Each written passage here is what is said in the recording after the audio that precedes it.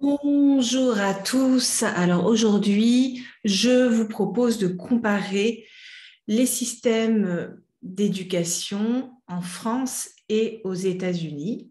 C'est vrai que vous êtes nombreux à me poser la question. Donc là, j'ai préparé des tableaux pour que vous puissiez comparer.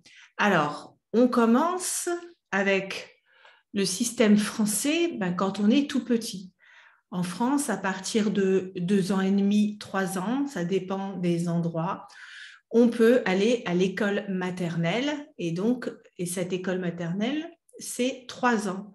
Donc, de 2 ans et demi, 3 ans jusqu'à 5, 6 ans.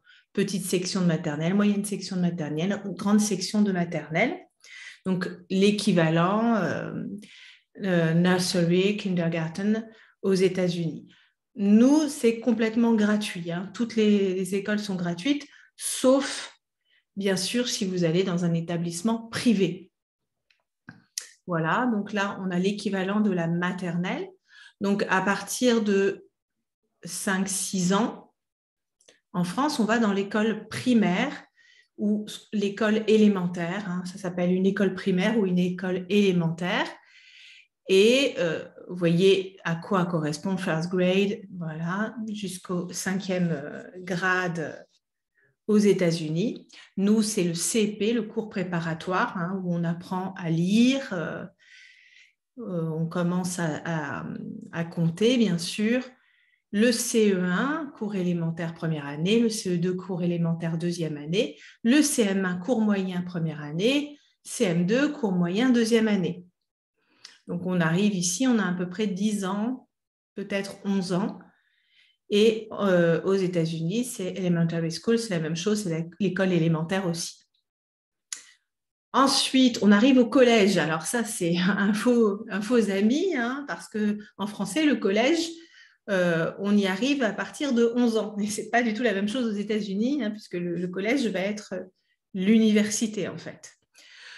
En sixième, on a 10, 11 ans, à peu près.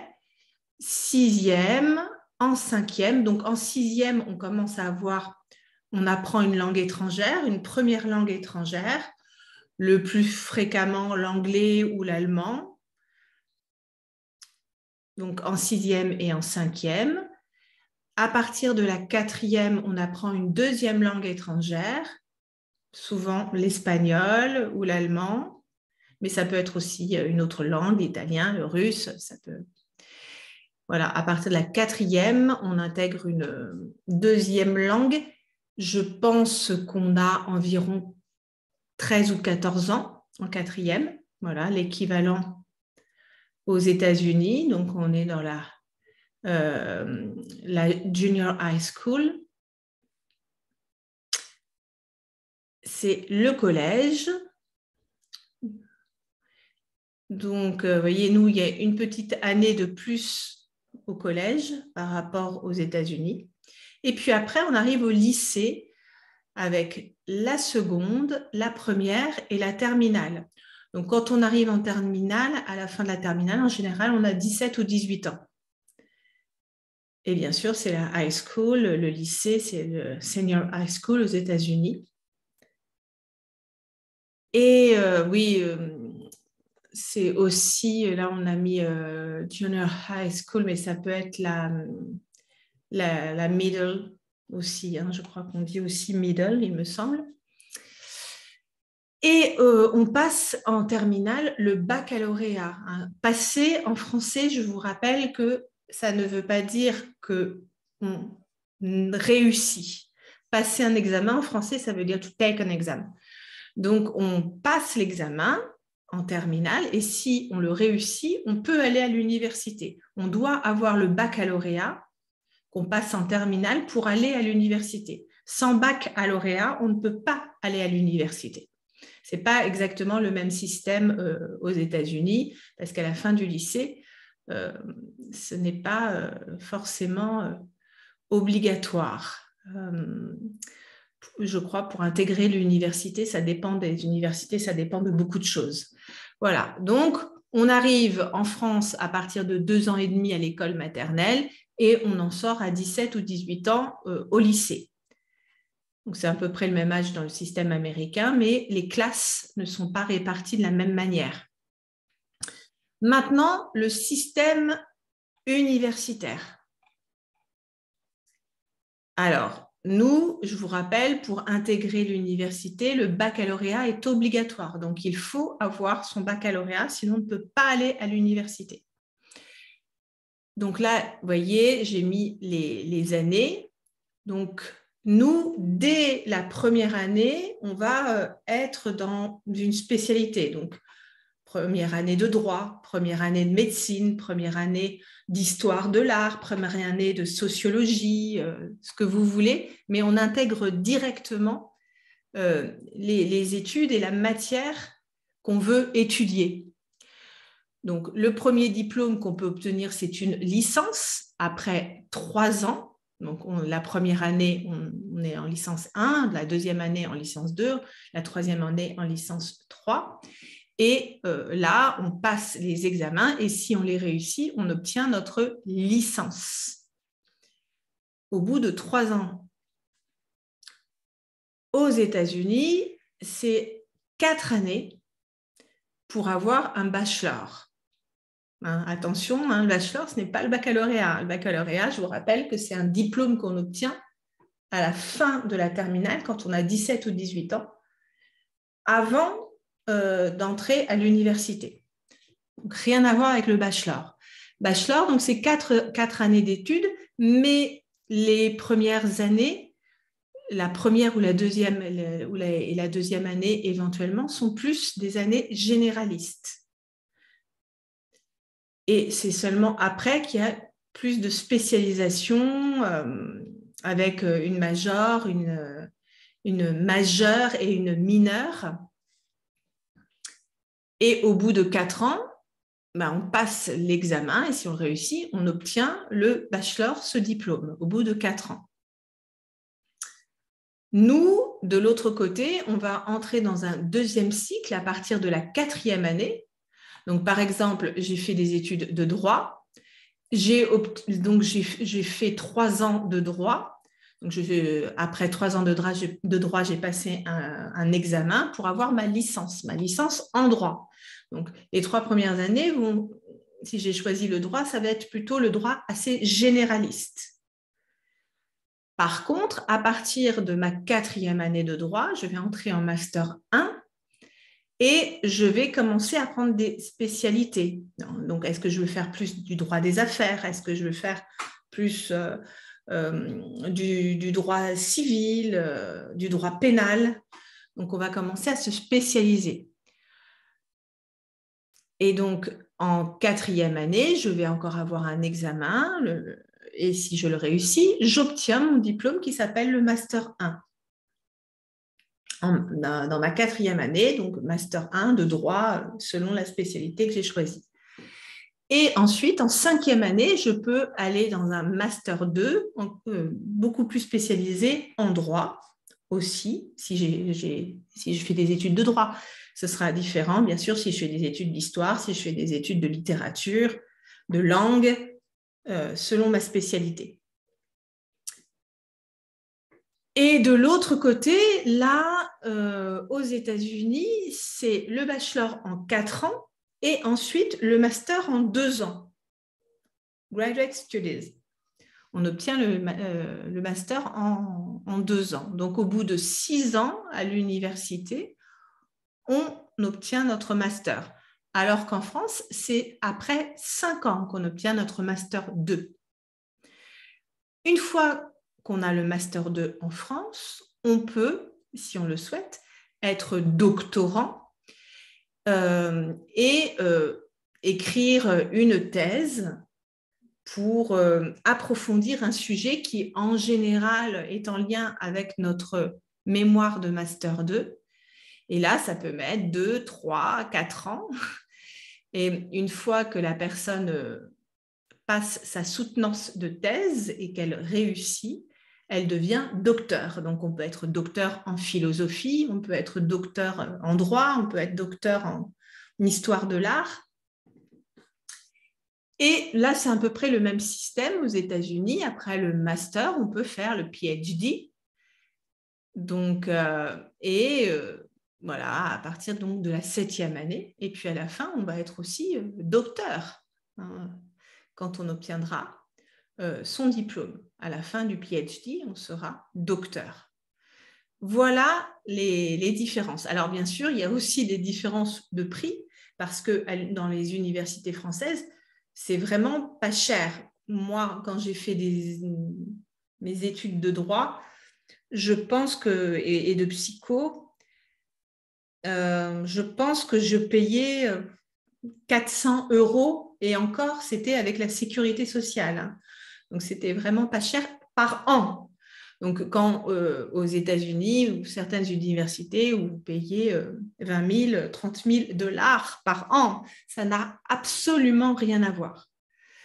Donc, bien évidemment, les bâtiments aux États-Unis sont magnifiques parce que forcément, il y a une contribution énorme des étudiants. En France, globalement, les établissements ne sont pas extraordinaires, mais l'enseignement est assez qualitatif. Mais vous n'aurez pas des superbes terrains de foot, des superbes terrains de tennis, de basket, voilà, des grands espaces de jeu, ce ne sera pas du tout la même chose. Bon, bien sûr, il y a certaines universités qui sont très, très agréables, mais ce n'est pas le cas de la majorité des universités françaises. Faute de budget, puisque forcément, les étudiants ne payent que 200 € par mois s'ils ne payent pas la Sécu, la sécurité sociale. Avant, à mon époque, le Master 1 s'appelait la maîtrise. Donc, ça s'appelait la maîtrise.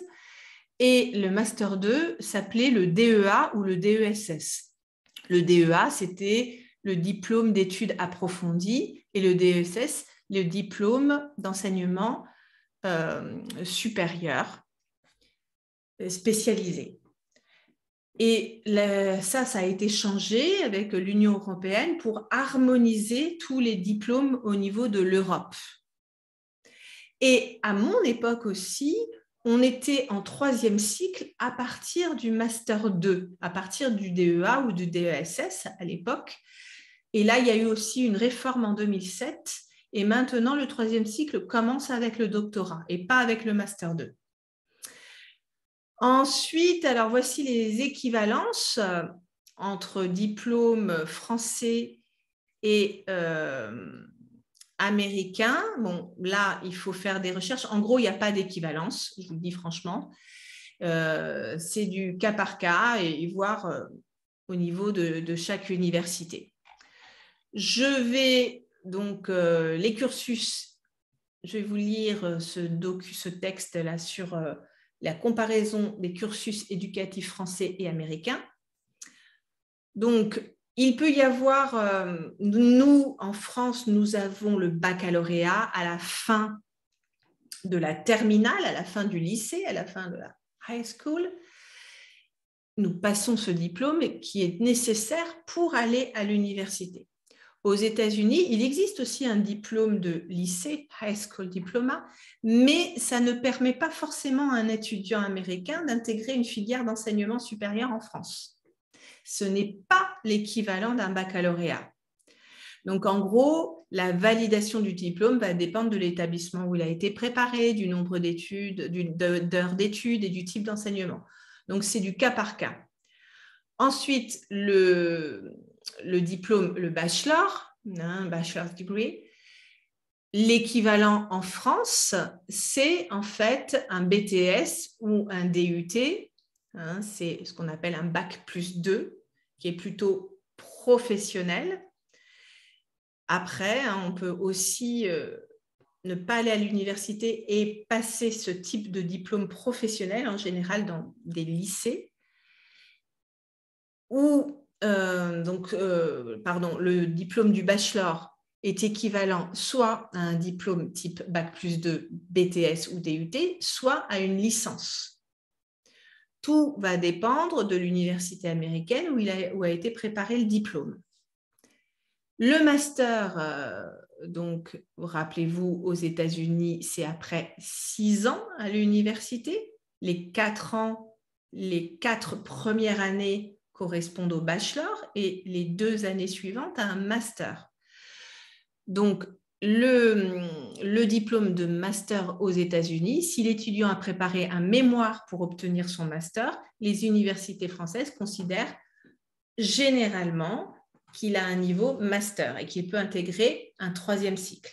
Sans mémoire, le niveau est ramené à la licence et l'étudiant préparera alors un master.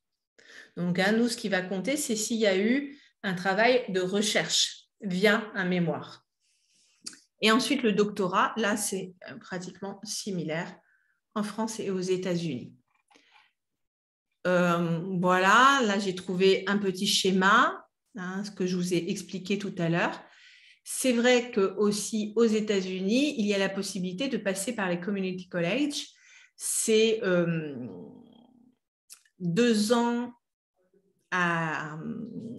comme une université, mais qui est plus proche en général du domicile des gens et beaucoup moins cher.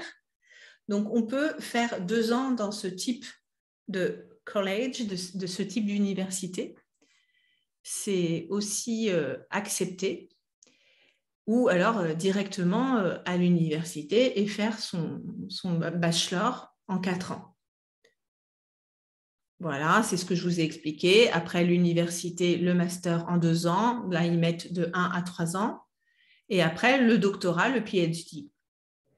Mais il y a aussi la possibilité d'aller dans des écoles professionnelles. Par exemple, si vous voulez faire du droit, law school, eh bien, c'est une école professionnelle. Nous, c'est à l'université. On fait nos études de droit à l'université. Voilà, on peut faire des études de droit comme on peut faire des études d'histoire, de sociologie, de littérature, de langue. Et bien sûr, il y a l'école médicale. Nous, on dit les études de médecine. Voilà pour le système américain. Un petit schéma qui rappelle le système français que je vous ai expliqué. Une fois qu'on a le baccalauréat, qu'on a réussi à avoir le baccalauréat, on peut aller à l'université. Pendant 3 ans, après 3 ans, on obtient une licence. Ensuite, la 4e année, on obtient le master 1, la 5e année, le master 2, et ensuite le doctorat, si on veut poursuivre ses études et faire de la recherche. Il y a le système LMD, licence, master, doctorat, pour s'adapter et être harmonisé, pour s'harmoniser avec les autres pays d'Europe. Donc maintenant, c'est un système de crédit. À mon époque, ça ne marchait pas comme ça.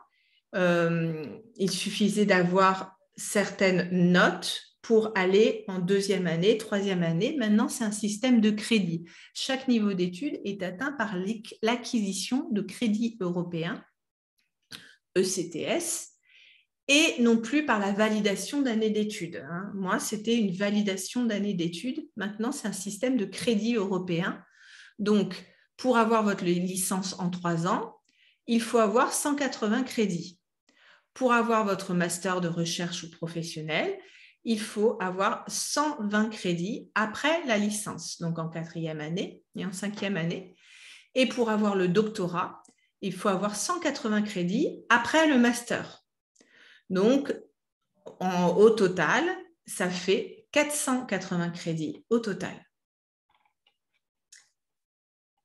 En fait, l'enseignement supérieur, il y a 4 grandes catégories. Les universités, c'est le système que je vous ai expliqué.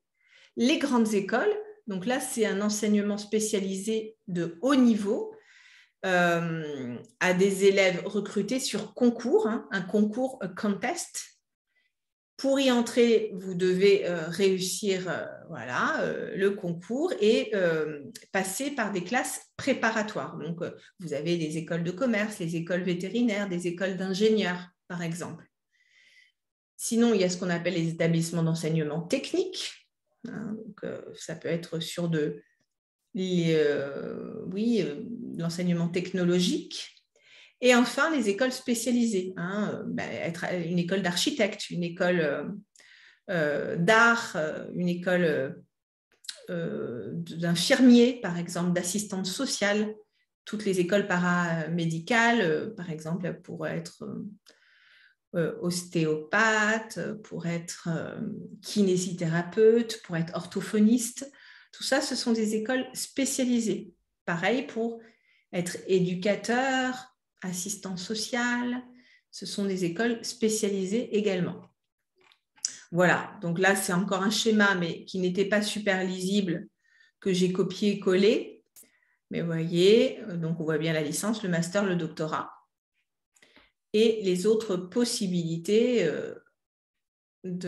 après le baccalauréat, après le lycée. Voilà, écoles spécialisées, les lycées avec l'enseignement technique et les grandes écoles, type école de commerce. Voilà. Bon, je vais finir sur mon petit schéma qui comparait le système éducatif en France et aux États-Unis, et notamment le système universitaire. Donc, j'espère que maintenant, c'est beaucoup plus clair, parce que c'est vrai que ce n'est pas du tout évident, mais c'est important de comprendre un petit peu les correspondances pour y voir plus clair, bien sûr. Merci à tous, plein de bonnes choses, et à la prochaine fois pour une autre vidéo, bien sûr. Au revoir.